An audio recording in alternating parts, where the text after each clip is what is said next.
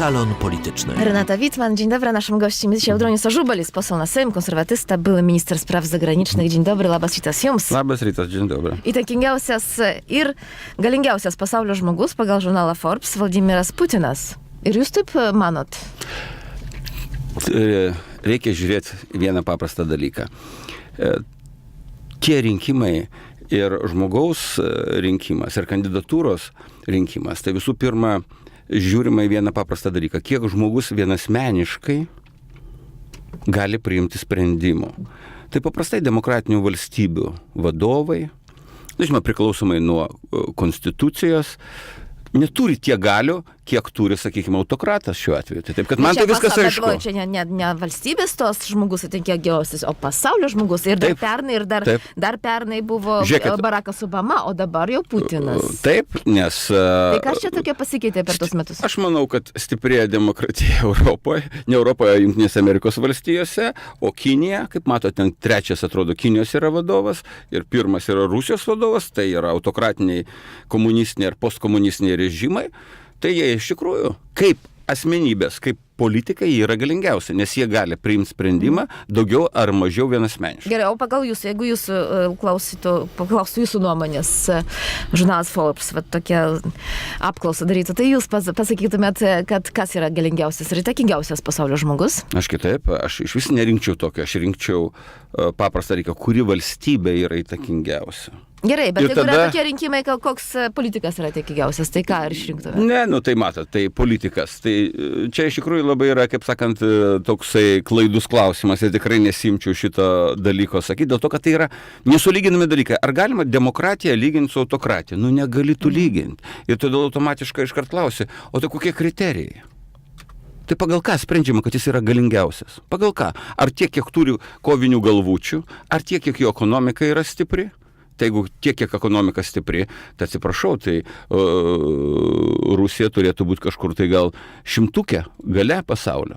O kiek turi branduolinio ginklo, tai turi aišku daugiau ir ko gero ir antroje vietoje. Jūsų manimo žurnalas Forbes daro klaidą, kad publikuoja tokias... Ne, aš nemanau, tiesiog tai yra irgi rinka, leidyba, pinigai. Žinot, tai yra tiesiog... biznis. O vakar mūsų premjeras kalbėjo su Rusijos premjeru Medvedevu. Kaip jūs vertinate šį pokalbį? Aš labai mažai ką žinau, kad tik abi pusės kalba ir vertina skirtingai tą pokalbį. Nevertina, o temas, kurias liečia. Rusijos premjeras aiškina, kad jis kalbėjo apie tą Rusijos kanalą uždarytą, apie vizas, o mūsų premjeras aiškina, kad kalbėjo apie pieno produktų boikotą ar sakykime, ar sankcijas mūsų gamintojams. Nesuprasi, kaip ten yra iš tikrųjų. Bet kad kalbėjo, tai gerai. Aš manau, kad tik tai vienas dalykas yra. Mane visada stebina, kad tokie pokalbiai, bent jau iš mūsų pusės pateikiami kaip kažkokia sensacija ar kažkoks tai jau tiesiog didelis pasiekimas. Aš manau, kad problemos, su kuria susiduria mūsų vadovas, bandydamas susisiekti su Rusija, tiesiog iliustruoja Rusijos požiūrį. Ir dėl to čia nereikia labai nei džiaugtis, nei labai pergyvent. Tiesiog, žinot, jeigu kaimynui pasiskambinti ir pokalbiui turi laukti porą savaičių, tai aš manau, kad tas kaimynas turi kažkokį keistą požiūrį į tave. Nieko nuostabaus. Taip, aš jau sakau, nieko nuostabaus. Premjerai pasišnekėjo ir apie gamtinės dujas. Deja, daug džiuginančių naujienų. Premjeras iš Rusijos, mūsų premjeras iš Rusijos neišgirdo, tai mes skaitome oficialiame pranešime spaudai. Tai aš manau, kad iš principo ir negalėjo išgirsti. Ir dėl to man visos kalbos, ir priešrinkiminės socdemų, ir dabartinės, kad vyksta kažkokios dėrybos, kad jie kažką bandys ir kažką padarys, tai yra blėnis, yra niekai ir yra žmonių mulkinimas. Negali tartis su monopolistu. Negali tartis su monopolistu, kuriam iš principo diktuoja politikai, kur veikia politiniai dėsniai, o ne rinkos dėsniai. Tai šiuo atveju tiesiog mums reikia susikaupti. Kuo greičiau baigs statyti suskystintų dujų terminalą ir premjeroje palinkėčiau pradėti kontroliuoti savo partiją pirmiausia, prieš akį su liūdnai pagarsėjusiu ponu Skardžium, kuris labai, sakyčiau, sėkmingai bando pakirsti šitą projektą energetinį. Susilaukėme jau ir Norvegijos reakcijos. apkaltinti vieną iš didžiausių pasaulio laivų statytojų kompaniją, kad kažkokiais nešvariais žaidimais, na tik gali kas, nelabai protingas žmogus, atvirai kalbant, arba piktą linkintis. Tai vis tik grįžkim prie to pokalbio vakarykščio mūsų premjerų Rusijos ir Lietuvos. Butkevičius teigia, kad galėtų atnaujinti Lietuvos ir Rusijos tarp vyriausybinės komisijos darbą. Man keista. Kas jums keista? Žinot, kai buvo taip vadinami blogiai konservatoriai, tai tos tarp vyriausybinės komisijos vykdavo kas metai. Veikdavo, aš pats būdavau nuo Lietuvai atstovaudavau.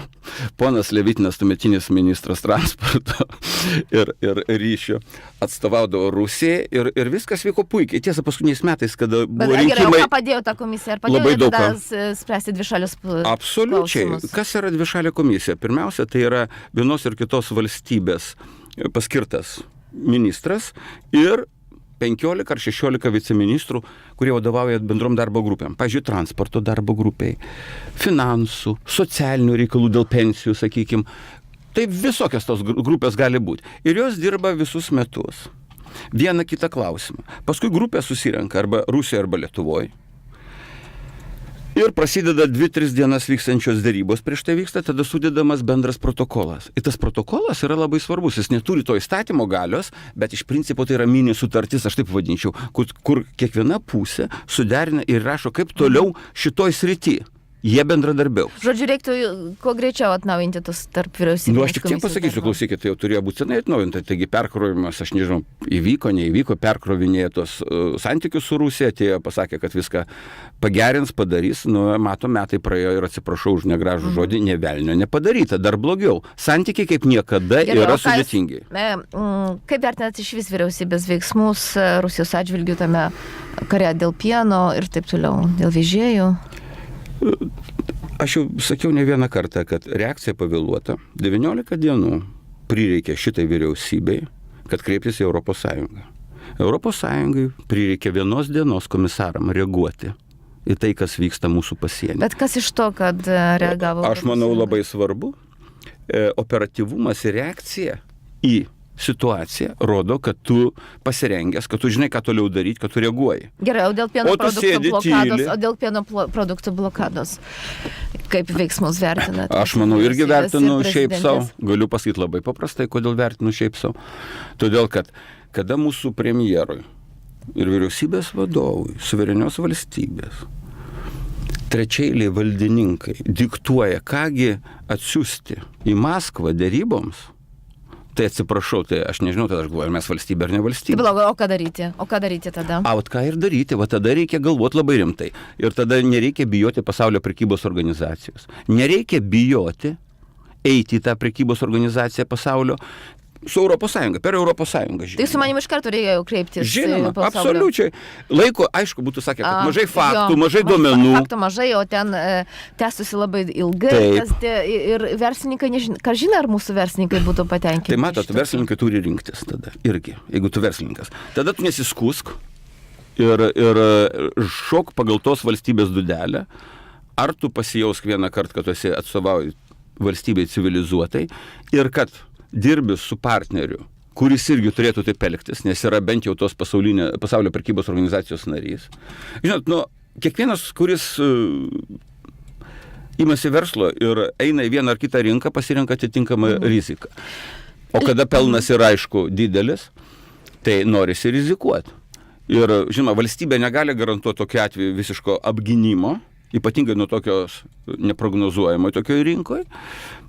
Ta verslininkai turi suprasti, bet valstybė irgi turi daryti viską, ką gali. Lietuvos pramonininkų konfederacija ir Rusijos atstovai planuoja kitą metą organizuoti pirmąjį Lietuvos ir Rusijos ekonominį forumą. Klausykit, aš taip pasakysiu, aš atsimenu, amžinatilsį Lubys organizavo Lietuvos ir Rusijos verslo tarybą, aš atsimenu, aš pats dalyvau atidaryme tos tarybos. Ir ką blogai buvo? Tai tik tai turim šiandienos rezultatą, kad Rusijoje, matot, verslas kaip buvo, taip ir liko priklausomas nuo politikų. Tai aš tik tą noriu pasakyti. Tai ką, jokių formų nereikia. Reikia, tegul, viešpatė man. Nereikia uždarimų, nieko. Reikia tų formų, tegul kalbas ir panašiai. Bet tu skeptiškas. Aš absoliučiai, kadangi 23 metai, santykiuose su Rusija, aš vis tik šiek tiek bandau, sakykime, būti šalia tų santykių, gilintis į juos. Aš matau, kad progresas mažas, yra regresas. Aš taip pasakysiu. Gerai, kaip jūs apskritai vertinat mūsų užsienio politiką? Ką jūs darytumėt kitaip, jeigu dabar būtumėt užsienio reikalų ministras? Aš pirmiausia, tai tikrai nežudyčiau mūsų energetinio saugumo, kaip dabar vyksta. Ką jūs turite minti? Aš turiu minti labai paprastai. Ką jūs manot, užsienio politika Chevron išeina ir net negrįžta tolesniam konsultacijom. Kas tai ne užsienio politika? Tai va tokios užsienio politikos ir yra pasekmė, kad viena iš didžiausių, skaidriausių pasaulio kompanijų nusispjovė ir išėjo. Kas tai ne užsienio politika, kai dabar mūsų partneriai yra užsipuolami dėl suskystintųjų dujų terminalo ir neva kažkokių tai machinacijų. Atominė elektrinė. Aš pats atsiminiau, kiek mums reikėjo pastangų buvusiai vyriausybei ir šiek tiek netgi man, kad amerikiečiai patikėtų Lietuvos pasiryžimu turėti naują branduolinį reaktorių, atominę elektrinę.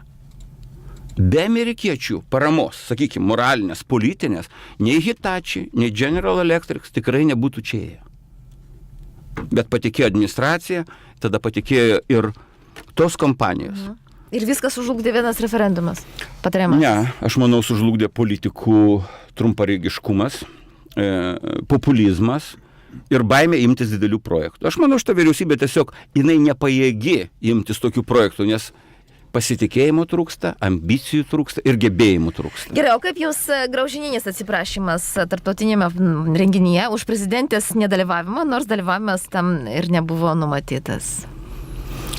Aš tai pasakysiu, turėjom visokių mes parlamento pirmininkų, ištversim ir šitą.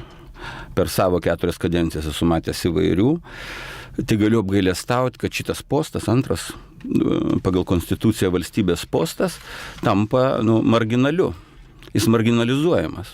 Kai va tokie asmenys tam tikrų politinių žaidimų ir aplinkybių dėka užima garbingą Seimo pirmininko kėdę. Tarp kitko, Graužinienė jau save vadina šalies vadovė, nežinau, girdėjot. Tai žinote, aš noriu pasakyti, mes dar ne to galim sulaukti. Kodėl jūs sakot, aš skeptiškas, tiesiog man liūdna, kai aš matau ir žmonės, kur turėtų, aš manau, pilietiškai susipratę, nežinau, rašyti peticijas, laiškus. Kol kas aš matau vieną dalyką, kad jaunoji karta tą supranta, nes internetas yra, kaip jūs pastebėjote, yra pilnas įvairiausių, sakykime, tokią politiką iliustruojančių vaizdelių. Būtent, o kodėl Graužinienė būtent tokią politiką, apsižodžiavimais su prezidente? Ar manot, kad tai padidės Graužinienės populiarumas dėl to? Tikrai nemanau. Čia keli variantai gali būti. Aš tikrai nežinau. Vienas variantas, kad taip kaip ir yra, jinai tiesiog nelabai žino, ką reiškia šitos pareigos. Galbūt yra tai, kad ir galvelė susisuko nuo tokio staigaus skrydžio. O kitas dalykas, aš manau, tai siekis išprovokuoti prezidentą, įtraukti kažkokį ginčą, menkavertį, aš tai pavadinčiau, apsižodžiavimą ir parodyti, žiūrėkit, tai ta prezidentė lygiai tokia pati kaip ir aš. Toliau nekomentuosiu. Ir kad ir tikslas yra, kad sumažinti reitingus prezidentės. O jūsų partija vis tiek rems prezidentės kandidatūrą, nors prezidentė pasakė, kad jai nereikia partijų paramos? Aš tai pasakysiu, partija dar nepriėmė sprendimo. Bet eina link to? Aš negaliu pasakyti, aš tikrai nesu partijos vadovas.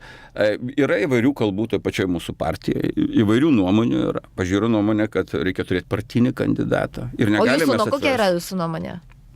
Ypač po to, ką pasakė prezidentė, kad jai nereikia partijų paramos. Žinote, kas ką pasakė ir kas nepasakė. Ne, kas ką, o prezidentė pasakė. Aš tik noriu pasakyti, reiškia. Čia, matyt, prezidentė turėjo minti, kaip aš supratau, tai kad nėra ir nenori būti kurios nors partijos kandidate. Bet jinai nepasakė, kad jinai atsisakytų priimti paramą rinkimuose kurios nors partijos. Va čia yra skirtumas.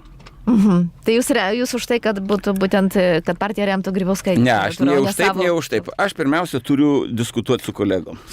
Šiuo atveju aš būsiu labai atsargus. Dar vienas klausimas, kaip jums Seimo pirmininkės pasvarstymai apie Vytauto Landsbergio apsaugos klausimą?